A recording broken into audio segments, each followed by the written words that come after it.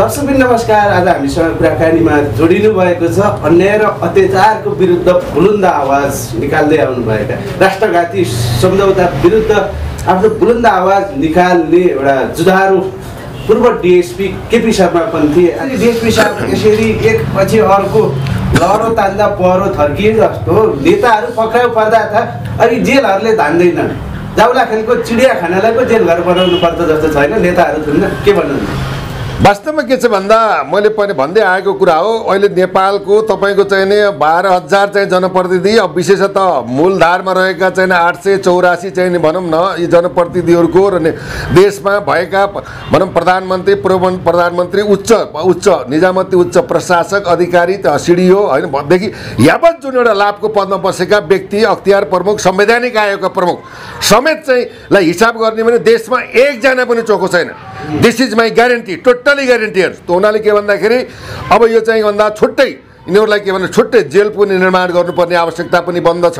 र तथापि अहिले आएर चाहिँ के भन्दा एउटा चाहिँ देशमा कानुन छ, विधिको शासन छ, दण्डहीनताको अन्त्य गर्ने पद्धतिको विकास भएको छ भनेर जनताले नजिकबाट अहिलेको सरकारलाई सम्मानपूर्वक तरिकाले हेरिरहेको अवस्था पनि छ। यसै क्रममा त पूर्व सचिव भनौँ टेक नारायण चाहिँ पाण्डे पूर्व सचिवकै क्रममा यही चाहिँ पूर्व चाहिँ गृहमन्त्री बालकृष्ण खाँडकै कार्यकालमा बरम तपाईको चाहिँ के भन्दाखेरि जब चाहिँ के भन्दा रामबहादुर बादल यो प्रतीक थापा, रामबहादुर बादल, अब टोपबहादुर रायमाझी, अब सन्दीप रायमाझी, अब त्यसै आएर तपाईँको चाहिँ के भन्दाखेरि अब इन्द्रजित राई अहिले भित्र छन्, उनका छोरा बाहिर छन्। अब टोपबहादुर रायमाझी बाहिर छन्, उनका छोरा भित्र छन्। यो विडम्बनाहरू अब त्यो हुनाले अहिले हालै चाहिँ के भन्दा पूर्व गृहमन्त्री बालकृष्ण खाँडलाई पनि प्रहरीले चाहिँ पक्राउ गरेर चाहिँ सम्मानित अदालतमा चाहिँ एउटा म्याद थप गरेर अनुसन्धान प्रक्रिया अगाडि बढाउन अहिले उपस्थित गराएको अवस्था पनि छ। यसले गर्दाखेरि के भन्दा अब आर्जु राणाले पनि 6-7 करोड बुझेका कुराहरू पनि आएको हुनाले शेरबहादुर देउपा पनि यसमा प्रभावित हुने सम्भावना छ। यसै गरी के भन्दा जब चाहिँ देशको एउटा मानेको नेता केपी शर्मा ओली पूर्व प्रधानमन्त्रीले चाहिँ कि टोपबहादुर रायमाझीलाई बचाउनको लागि, लुकाउनको लागि, छिपाउनको लागि एउटा गणेशले चाहिँ के शिव पार्वतीलाई परिक्रमा गरे जस्तोको चाहिँ 10 पटक चाहिँ तपाईँको चाहिँ बलवटाएर चाहिँ अब तपाईँको चाहिँ के भन्दाखेरि बालकोट गरिरहेका छन् भने यस्ता अपराधीलाई जोगाउनलाई लागि पर्ने व्यक्ति पनि अपराधको दायरामा पर्ने हुनाले पूर्व प्रधानमन्त्री केपी शर्मा ओलीलाई पनि अनुसन्धानको दायरामा ल्याउने चाहिँ यो पद्धति विकास र अनुसन्धानले देखाएको यथास्थिति चाहिँ हेर्नुहोस्। आर्जु देउपाले पनि पैसा खाएकोमा श्रीमानलाई थाहा हुनुपर्नेमा पूर्व प्रधानमन्त्री शेरबहादुर देउपा पनि यो केसबाट अछुतो हुन सक्दैनन्। सत्य बोल्नुपर्छ, सत्य बोल्दा मर्नु परे मर्न तयार छौँ। तर यो अपराधमा संलग्न गरेका, राष्ट्रघात गरेका, देशद्रोह गरेका, देशलाई हिलाम गरेका, अन्तर्राष्ट्रिय जगतमा देशलाई बदनाम गरेका यी राष्ट्रघाती, देशद्रोही, भ्रष्टाचारी अपराधीहरू कोही पनि छुट्नुहुन्न। खुट्टा नकमाइकन, न लडबडाइकन एउटा अडिग भएर चाहे भोलि कुर्सी जाओस्, प्रधानमन्त्रीको कुर्सी जाओस्, सत्ता किन नडलोस्, गृहमन्त्रीको पद किन जाओस्, तर जनता 3 करोड जनता साथमा छन्। अहिलेको चाहिँ गृहमन्त्री, प्रधानमन्त्री, देशको आइजीले तटस्थ भएर जनताको आवाजलाई, देशको यो चाहिँ यो विकराल समस्यालाई समाधान गर्न यो गिरोहका हरेक व्यक्तिलाई कानुनी कठघरामा ल्याएर कारबाही गर्नुपर्छ। र त्यतिले मात्रै पुग्दैन। जो संलग्न छन् तिनको अचल ब्याङ्किङ खाता स्वदेश विदेशमा जाँदा राखेका छन्, तिनको चाहिँ सम्पूर्ण सम्पत्ति छानबिन हुनुपर्छ। तब मात्रै चाहिँ यो चाहिँ वारदातले यो चाहिँ के भन्दा राष्ट्रिय चाहिँ अन्तर्राष्ट्रिय बेइज्जतपूर्ण घटनाले एउटा ठाउँ पाउँछ। होइन भने केटाकेटी आए, गुलेली खेलाए गरेर चाहिँ छोड्ने होइन। तटस्थ भएर अगाडि बढ्नको लागि अहिलेको प्रधानमन्त्रीलाई सचेत र ध्यानाकर्षण र जिम्मेवार एउटा अभिभावक भएर अगाडि बढ्नुपर्ने तपाईँको टेलिभिजनद्वारा जानकारी, सुझाव र अनुरोध गर्न पनि चाहन्छु। जस्तो पछिल्लो पिरियड योभन्दा अगाडि राष्ट्रमा दुःख आओस्, जतिसुकै समस्या आउँदा पनि कानमा तेल हालेर बस्ने यी 70 काटिसकेका युवा नेता भन्छन् यिनीहरूलाई, केपी ओली, प्रचण्ड, देउबा, अहिले तिनीहरूलाई मतलब छैन। संसद बैठक होस्, कुनै विदेशी पाहुना आउँदा पनि रियल चुहाएका रेकर्डहरू छन्, घुरेका छन्, त्यो तथानाम छ। तर हिजोदेखि यति दौडधुपमा छन्, लाग्छ यिनीहरू म्याराथन दौडमा छन्, वैकुण्ठ मानव जस्तो। यी अपराधीहरूलाई बचाउन यो माललाई कसरी हेर्नुहुन्छ? हिजो पनि यिनीहरू बालुवाटारमा बैठक बसे, आज सिंहदरबारभित्र 3 जना मिटिङमा के भन्नु? हिजो बालुवाटारमा चाहिँ केपी शर्मा ओली, प्रचण्डज्यू तथा चाहिँ पूर्व प्रधानमन्त्री शेरबहादुर देउपा, 3टा शीर्षस्थ नेतृत्वहरू 1.5 घण्टासम्म बालुवाटारमा विभिन्न चाहिँ घटनाक्रम र विशेषतः यही नक्कली भुटानी शरणार्थी काण्डको चाहिँ व्यवस्थापन सम्पादन उन्मुक्ति अब कानुनी कारबाही के गर्ने भन्ने कुरामा ठुलो चाहिँ बैठक बसेको अवस्था पनि थियो। यो बैठकलाई पनि जनताले नजदिकबाट निहालेर हेरिरहेका छन्। यहाँसम्म कि आज चाहिँ टोपबहादुर रायमाझी चाहिँ कि लाई चाहिँ अदालतबाट वान्टेड भएर चाहिँ पक्राउ भएको अवस्थामा, प्लेनको टिकट क्यान्सल गरेको अवस्थामा, निजको सुरक्षा गार्ड सँगै रहेको अवस्थामा फरार गराउन चाहिँ संलग्न भएका व्यक्ति पनि अपराधको दायरामा पर्छन्। र अझैसम्म पार्टीले जसरी रवि लामिछानेले चाहिँ ढाका कुमार श्रेष्ठलाई एउटा चाहिँ अडियो प्रकरण बाहिर आउँदा तत्काल 70 घन्टामा चाहिँ उनले 72 घन्टामा चाहिँ संसद पदबाट भनौँ के भन्दाखेरि भनौँ निलम्बन गरेका थिए, हटाएका थिए। तथापि अहिले सर्वोच्च अदालतबाट उनले पुनः संसद पदको चाहिँ भनौँ बहाली भएका छन्। त्यो ठिक छ, अदालतले गरेको चाहिँ न्यायको लागि हामीले सम्मान गर्नु नै पर्दछ भने आज टोपबहादुर रायमाझीलाई एमालेका अध्यक्षले एउटा चाहिँ पार्टीबाट चाहिँ निलम्बन गर्न सक्दैन। यो कहाँसम्मको चाहिँ के भन्दाखेरि यो अराजकता र चाहिँ यो भनौँ व्यथितिको पराकाष्ठा हो भन्ने कुरो पनि जनताले हेरेका छन्। हामी जनताको आवाज बोल्ने हो। हामीले चाहिँ के भन्दाखेरि कुनै केपी ओली शेरबहादुर देउपा कुनै चाहिँ बालकृष्ण खाँड टोपबहादुर रायमाझीसँग पूर्वाग्रह आग्रह दुश्मनी होइन। सत्यगत कुराहरूलाई सत्य तथ्य चाहिँ हुनुपर्छ, न्याय निरूपण हुन्छ, न्याय सङ्गत विधि सङ्गत र एउटा वैधानिक र ऐनसम्म त अगाडि बढ्नुपर्छ भन्ने हाम्रो मान्यता हो। जस्तै नेपाल प्रहरीले एउटा हिम्मतका साथ चाहिँ अनुसन्धान प्रक्रिया अगाडि बढाएको छ। त्यसले गर्दा हामीले नेपाल प्रहरीलाई पनि साथ समर्थन सहयोग र यो अनुसन्धानमा चाहिँ थप चाहिँ हौसला प्रदान गर्ने चाहिँ सम्पूर्ण नागरिकको दायित्व र कर्तव्य हो। त्यही दायित्व र कर्तव्य अन्तर्गत हामीले चाहिँ के भन्दा मिडिया मार्फत पनि के भन्दा सुझाव सल्लाह र चाहिँ के भन्दा यस्ता संवेदनशील घटनामा गम्भीर भएर अनुसन्धान गर्नुको लागि हामीले ध्यान आकर्षण गराएका छौँ। यो जनताको आवाज हो, मेरो आवाज होइन, जनसर्वेक्षणबाट आएको आवाज हो। यसमा चाहे राष्ट्रपति किन्नुहोस्, प्रधानमन्त्री किन्नुहोस्, मुख्य सचिव नै किन्नुहोस्, सचिव नै किन्नुहोस्, जोसुकै होस्, यो चाहिँ के भन्दा अन्तर्राष्ट्रिय बेइज्जत भएको यो मुद्दामा यिनलाई चाहिँ के भन्दा निर्मम भएर कठोरभन्दा कठोर कारबाही गर्नुपर्छ भन्ने जनआवाजलाई अहिलेको सरकारले सम्मान गरेको छ। यो सम्मानलाई निरन्तरता दिएर संलग्न चाहिँ अपराधीहरूलाई कानुनी कठघरामा ल्याएर भनौँ के भन्दा कारबाही गरोस् भन्ने जनताको म्यान्डेट पनि हो, मान्यता पनि हो, अहिले सरकारलाई दिएको साथ र समर्थन पनि हो। हेर्नुहोस्, जस्तो तपाईँ पनि एउटा छोराको छोरीको एउटा अभिभावक पक्कै पनि तपाईँले छोराछोरीलाई चाहिँ सधैँ सही बाटोमा हिँड, राम्रो काम गर, सही शिक्षा लिए भनेर सुझाव दिनुहुन्छ होला। तर यी नेताहरू त आफ्ना छोराहरूलाई त भ्रष्टाचार गर, दलाली गर, देश लुट भनेर पो पाठ सिकाउँदो रहेछ। जस्तो शेरबहादुर देउबाका छोरा जयवीर सिंह देउबा हेर्नुहोस्, अब तपाईँले रायमाझीका छोरा हेर्नुहोस्, बादलका छोरा हेर्नुहोस्, उता विष्णु पौडेलका छोरा हेर्नुहोस्, उता सबै यो त पूर्व उपराष्ट्रपति नन्दकिशोर पुनका चाहिँ छोराको पनि अब चाहिँ गतिविधिका कुरा आइरहेछन्। झलनाथ खनालको चाहिँ छोराको चाहिँ त्यो अन्तर्राष्ट्रिय विमानस्थल तपाईँको गौतम बुद्ध निर्माणको ठेक्कापट्टा रोक्ने छेक्ने कुराहरू पनि आएछन्। देउबाले सेनिटाइजरको चाहिँ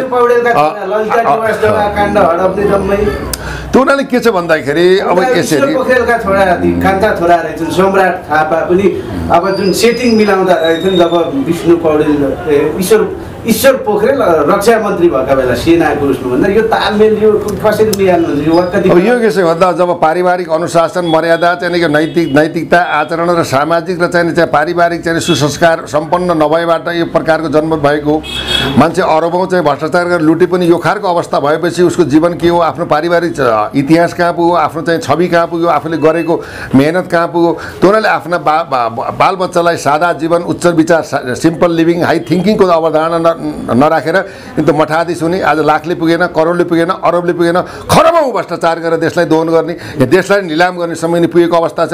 अर्को चाहिँ यसमा भ्रष्ट आचरण होइन, भ्रष्ट आचरण पनि के हो, भ्रष्ट आचरण पनि भ्रष्टाचार हेर्नुहोस्, त्यो पनि मुद्दा केन्द्रित हुन्छ। पहिले नै भनिसकेँ। अर्को तपाईँको चाहिँ के त भन्दाखेरि यिनले पदको दुरुपयोग गरे। जनता र राष्ट्रले राज्यले दिएको जो पद थियो त्यो त्यो पदको सम्मान, गरिमा, महिमा, जनसेवा र राष्ट्र सेवा गर्नुपर्नेमा त्यो पदको त्यो कुर्सीको दुरुपयोग गरेर देशलाई नि दोहन गरे, भ्रष्टाचार गरे, यस्ता साङ्गठनिक ठगी जस्ता चाहिँ मुद्दामा देशका नागरिकलाई अनागरिक बनाएर पठाएर यो विश्व बेइज्जती गरे। योभन्दा चरम अपराध के हुन्छ? यस्तो घटनामा संलग्न हुने कुनै पनि व्यक्तिलाई कानुन कडा गराएर लगाएर on the spot death penalty अथवा फाँसीमा झुन्डाएर चाहिँ के भन्दा सर्वस्वसहित जन्म कैद हुने कानुनको चाहिँ संशोधन गर्नुपर्ने चाहिँ अहिले यस्ता घटनाक्रमले राज्यलाई पनि ध्यान आकर्षण गराएको छ। कानुन चाहिँ कडा बनाउनुपर्छ। कानुन कडा भएन, घरको गार्जियन चाहिँ व्यभिचारी भयो, त्यही व्यभिचारी गार्जियनका कारण लोभको कारणले गर्दा आज तिनका बच्चा बच्चीहरूको पनि भविष्य अन्धकार बनाए। आफू त गए तर परिवारलाई पनि डुबाएर गए, राष्ट्रलाई डुबाएर गए, अन्तर्राष्ट्रिय जगतमा नेपाल आमालाई पनि के रोएर गए। यी राष्ट्रघाती देशद्रोही अपराधीलाई के भन्दा जेल सजायले मात्रै पुग्दैन, on the spot death penalty गोली ठोकेर चाहिँ के भन्दा मार्ने चाहिँ कानुनको चाहिँ भनौँ व्यवस्थापन र अनुसन्धान गर्नुपर्छ। जबसम्म देशलाई देशद्रोही गर्ने, भ्रष्टाचार गर्ने, बलात्कार गर्ने, ठगी गर्ने, यस्ता चाहिँ राष्ट्रघात गर्ने यस्ता व्यक्तिहरूलाई के भन्दाखेरि एउटा फाँसीको जबसम्म व्यवस्था हुँदैन तबसम्म यस्ता चाहिँ कानुनी पाटाले यिनलाई चाहिँ जति पाउनुपर्ने हो त्यो खालको सजाय पाउन सक्दैनन्। त्यसैले मैले भनेको घरको गार्जियन व्यभिचारी, नैतिकहीन, भ्रष्टाचारी, दुराचारी, अदूरदर्शी र चाहिँ भ्रष्ट भएर उनका बालबच्चाहरूको पनि भविष्य बिगार्नमा यिनको हात रहेको हाम्रो विश्लेषण छ। जस्तो पछिल्लो पिरियड अहिले जुन यो भुटानी शरणार्थी जुन नक्कली बनाएर अमेरिका पठाइरहँदा यो जस्तो केपी शर्मा ओलीको सरकारको पालादेखि अब काङ्ग्रेसको सरकारको पालादेखि माओवादीको सरकारको पालादेखि पनि भइरहँदा माओवादीका मान्छेहरू चाहिँ किन तालिएनन् त? यहाँ गृहमन्त्री त माओवादीका पनि भएका छन्, प्रधानमन्त्री पनि भएका। यस्तो छ, यसमा के छ भन्दाखेरि तपाईँले यो कुरो बुझ्नुहोस्। जब केपी शर्मा ओलीको चाहिँ के भन्दाखेरि सरकार थियो, तत्कालीन सरकारमा रामबहादुर बादल गृहमन्त्री थिए, ठिक छ। त्यसै क्रममा संसद चाहिँ विघटनको हिसाब किताबमा सरकार ढलिसकेपछि अब 2078 सालमा चाहिँ देशको अदालत, सर्वोच्च अदालतबाट प्रधानमन्त्री टिको लाएर परमादेशबाट चाहिँ देउपालाई के गरियो, प्रधानमन्त्री बनाइयो। त्यो प्रधानमन्त्री मण्डलमा के गरियो भन्दाखेरि बालकृष्ण खाँडलाई गृहमन्त्री बनाइयो र चाहिँ के भन्दा टेक नारायण पाण्डेलाई गृह सचिव बनाइयो। त्यहाँबाट चाहिँ के भन्दा यिनीहरूको भेटघाट, लेनदेन, अब बसा उठा होइन, यावत कुराहरू पीडितसँग संवाद विवाद, अब यावत जावत खानापिना एकदम तगडम विभिन्न खालका नौटङ्की नाचक हुँदै थिए। अब प्रक्रिया हुँदै गर्दाखेरि के भइदियो भन्दाखेरि कार्य सम्पादन हुन सकेन। नसकिसकेपछि अब त्यो बेला तपाईँको चाहिँ के भन्दाखेरि अब पीडितहरूले जाहेरी दिएको अवस्था पनि थियो। हेर्नुहोस्, अब 1.5 करोडको चेकबाट सुरु भएको, हेर्नुहोस् यो त 2 वर्ष भनौँ न पहिलेकै चाहिँ घटनाक्रम हो। यो त राजनीतिक दबाव प्रभावमा चाहिँ परेर तपाईँको के भन्दाखेरि यसलाई रोकिएको थियो। अहिले आएर चाहिँ के भन्दाखेरि अब यो मुद्दा अब प्रभावित हुने भयो, अब किन पीडितले छोड्ने भएन भनिसकेपछि अहिले देशको चाहिँ नि अब प्रधानमन्त्रीसँग कुरो आयो। प्रधानमन्त्रीसँग कुरो आएपछि गृहमन्त्री खाली थियो। तत्पश्चात नारायण काजी श्रेष्ठज्यूलाई गृहमन्त्री दिइसकेपछि यो मुद्दालाई अगाडि बढाउनु पर्छ भनेर आदेश निर्देशन भए पश्चात प्रहरीले अगाडि बढाएको अवस्था हो। यसमा के भन्दा माओवादीको अब तत्कालीन चाहिँ नि अवस्थामा चाहिँ रामबहादुर बादल केपी शर्मा ओलीकोमा भनौँ के भन्दाखेरि गृहमन्त्री भएको अवस्था थियो। तथापि चाहिँ के भन्दा माओवादीको संलग्न भएन भन्दा अब घटनामा चाहिँ संलग्न छैन भने घटनामा किन गराएन भन्ने कुरा त आएन नि त। त्यो हुनाले विधिवत सिस्टम अनुसार गएको छ। नेपाल प्रहरीले चाहिँ अहिले पटक चाहिँ के भन्दा हाम्रो बुझाइमा शेरबहादुर देवाजीको फोन घन्की छैन, आइरहेको छ, फोन आइरहेको छ।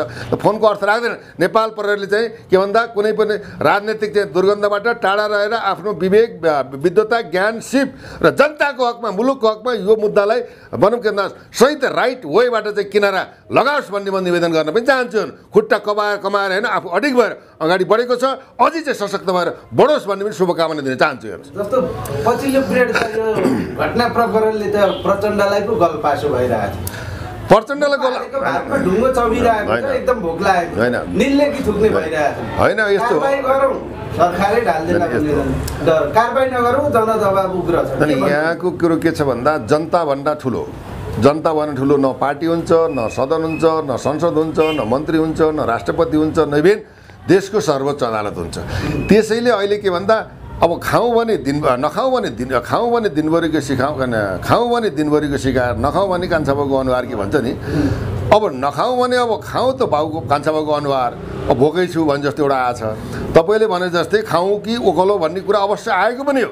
तथापि अहिले के छ भन्दाखेरि तपाईँको पार्टीका चाहिँ देशलाई बनाउनुपर्छ, देशमा चाहिँ सुशासन हुनुपर्छ, विधिको अन्त्य हुनुपर्छ, आर्थिक चाहिँ यो अभाव तनाव पनि व्यवस्थित हुनुपर्छ, लघुवित्तीय ऋणमा परेकाको पनि समायोजन हुनुपर्छ, सहजीकरण हुन्छ, देश असफल हुन गइरहेको राष्ट्रलाई अब सम्हाल्नुपर्छ भनेर एउटा संहिता जस्तो सेतो हात्ती पनि चाहिँ तत्काल खारेज गर्नुपर्छ भनेर राष्ट्रिय प्रजातन्त्र पार्टीको अध्यक्ष लगायतको टोलीले सदनमा चाहिँ के गरेको छ भन्दाखेरि घेराउ गरेको छ, अवरोध गरेको पनि छ।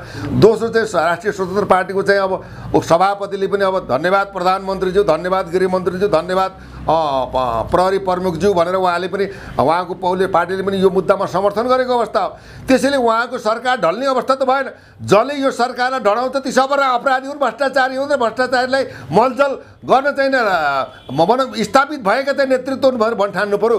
यो मुद्दा त कसैको होइन, राष्ट्रसँग गाँसिएको, राष्ट्र नै बदनाम भएको, देशको चाहिँ भाग्य र भविष्य लिलाम हुन थालेको अवस्थामा सबैले अब प्रचण्डलाई सहकार अगाडि बढाउनु बाहेक विकल्प छैन। यदि चाहिँ सरकार ढाल्ने खेल खेल्छन् भने ती आफै ढलेर जान्छन्। किनभने प्रचण्ड त सधैँ एउटा आरोप खेपिरहेछन्, सत्ताको वरिपरि घुम्न पाएनन् भने प्रचण्ड र प्रचण्डको पार्टीको अस्तित्वै छैन। जतिखेरै त्यही सत्ताको वरिपरि घुमिरहन्छन् भनिरहँदा यिनीहरूलाई कारबाही गरेर आफ्नै सरकार ढाल्छन् र प्रधानमन्त्री प्रचण्डले होइन, कारबाही गरेर ढल्ने भन्दा पनि विधि होइन, यिनीहरूले बनाएको कानुन हो। कानुन अनुसार चाहिँ विधि नियम सिस्टम अनुसार चाहिँ अगाडि देश बढ्नु पऱ्यो कि परेन। प्रमाण छ, साक्षी छन्, यहाँ तर्कको प्रमाणको सामान्य तर्कले काम गर्दैन।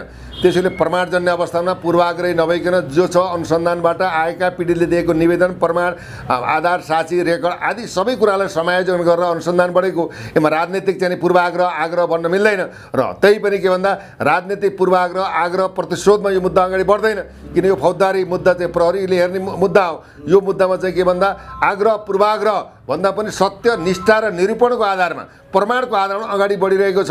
यसमा अहिलेको परिस्थिति हेर्दाखेरि के छ भन्दाखेरि अहिले प्रचण्डलाई सबैले सलाम गरेको अवस्था छ। विगतमा उनी पनि चोखा छैनन्, नारायण काजी पनि चोखा छैनन्। तथापि के भन्दाखेरि अहिले जुन एउटा चाहिँ यो वारदातलाई एउटा निष्ठापूर्वक एउटा खुट्टा नकमाइकन, न डराइकन, न अल्मलिकन, न गिडगिडाइकन अदम्य साहसका साथ नेपाल प्रहरीलाई साथ समर्थन र राजनीतिक दबाब यसमा त सबैले सहयोग गर्नुपर्छ। यसमा सरकार ढल्ने अब चाहिँ के भन्दा अब खानीको ओकल्लीको प्रश्न आउँदैन कि यो त किन जनता अहिले त के भन्दा यो मुद्दालाई लिएर अहिलेको चाहिँ सरकार विशेषतः देशको प्रधानमन्त्री पुष्पकमल दाहाल प्रचण्डलाई त 3.5 करोड जनताले समर्थन गरेको अवस्था छ।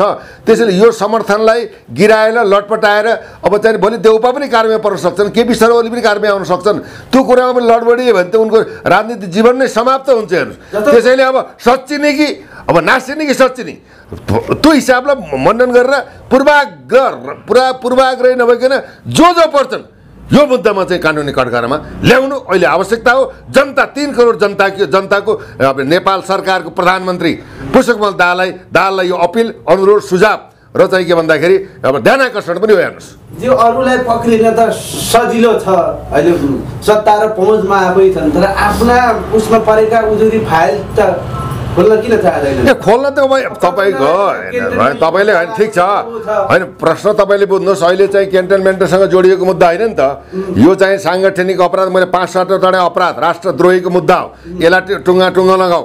त्यसपछि क्यान्टनमेन्ट शिविर समायोजन व्यवस्थापन बदमासी भएछ भने यसमा पनि प्रचण्डले फेस गर्नुपर्छ होइन, त्यो सत्य कुरा हो। भोलि बुढी गण्डकी यो 9 अरबको चाहिँ काण्ड छ, त्यो काण्डको पनि के भने पर्दाफास हुनु जरुरी छ। हेर्नुहोस् होइन, त्यसै गरी तपाईँको चाहिँ के भन्दाखेरि अब व्हाइट बडी काण्ड, एनसिएल काण्ड, अघि होइन 4GB को चाहिँ 12 अरब काण्ड, यी काण्डबाट ताण्डव मचाएका चाहिँ अब यी व्यक्तित्व र नेतृत्वलाई कानुनी कठघरामा ल्याउनको लागि सरकार अगाडि बढ्नुपर्छ। त्यसमा कालान्तरमा यदि चाहिँ प्रमाण पुग्छ भने प्रचण्डजी पनि त्यो कानुनी कठघरामा अथवा कानुनलाई फेस गर्छु भन्ने हिम्मत पनि राख्नुपर्दछ। अहिले चाहिँ फलानालाई गरिएन भन्दा पहिले यो टुङ्गाउनु पर्यो नि। यो टुङ्गाएपछि सिलसिलेबार देशमा भएका चाहिँ के भन्दा अनगिनत चाहिँ अपराधजन्य घटना र चाहिँ राष्ट्रघात र भ्रष्टाचार गरेका मुद्दाहरू कर्मश चाहिँ के भन्दाखेरि अनुसन्धान गरेर यो देश दोहन गरेका छन्, लुटेका छन्। ती लुटेका पैसा देशको राज्य कोषमा जम्मा गरेर राष्ट्र निर्माण बनाउने काममा अगाडि लाग्नु पर्दछ। अब चुरामणी शर्मा,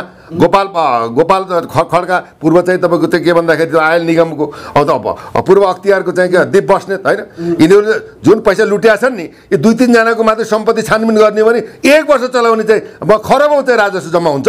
त्यसैले के भन्दा यहाँ त लाख होइन, करोड होइन, अरब होइन, तपाईँको चाहिँ के त भन्दाखेरि यिनीहरू त खरबौँ पैसा लुटेर देशलाई यो नाङ्गो बनाए। त्यसैले कसैलाई पनि क्षमा हुँदैन। आज नेपाल आमालाई कस्ता कुपुत मैले जन्माएछु भनेर नेपाल आमालाई रोएर आफ्नो टाउको ठोकिरहेकी छन्। यस्ता दुष्ट महिषासुरलाई आज जन्माएछु भनेर रोइरहेकी छन्। अब नेपाल आमालाई बचाउने, हँसाउने, देशलाई सुरक्षित, संरक्षित, अब्बल र चाहिँ विकासशील राष्ट्रको देशको चाहिँ के भन्दा जनताको भाग्य, भविष्य, घाँस बाँस, कपास, सुरक्षा, शिक्षा, स्वास्थ्य यादी कुरामा अब देशको चाहिँ सरकारले एउटा स्टेप बाई स्टेप एउटा चाहिँ खाका मार्गचित्र कोरेर अगाडि बढ्नु बाहेक विकल्प छैन।